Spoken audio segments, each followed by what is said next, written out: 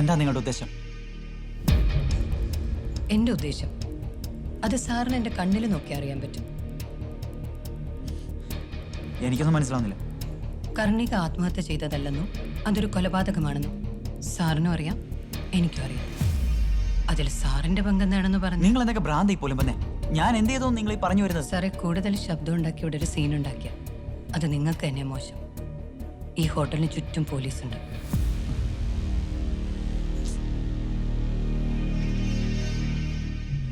നടന്ന സംഭവങ്ങൾ സത്യസന്ധമായി പറഞ്ഞാൽ കാര്യങ്ങൾ വളരെ സ്മൂത്തായിട്ട് പോകും.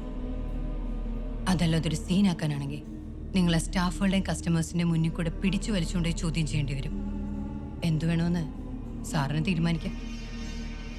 അവൾക്കൊരു കത്തും കൊടുത്തയച്ച് രാഖി രാമാനൻ സാറ് നാട് വിട്ട കഥ വരെ ഞങ്ങൾക്കറിയാം. പക്ഷെ അന്ന് യാത്ര പറഞ്ഞു പോയ നിങ്ങൾ, ദിവസങ്ങൾക്കുള്ളിൽ നിങ്ങൾ വീണ്ടും ആ മനയിലേക്ക് പോയി. എന്തിന്?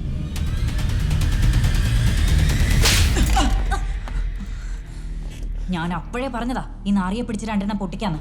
അവന്റെ മാറ്റെടുത്തൊരു സെന്റിമെന്റ്സ്. ആ എഴുത്തുകാരി ഒറ്റത്തില്ലെന്ന് ഇവന് നല്ല ഉറപ്പുണ്ടായിരുന്നു മാഡം. പോരാത്തതിന് അവരിപ്പോൾ ആശുപത്രിയിലും.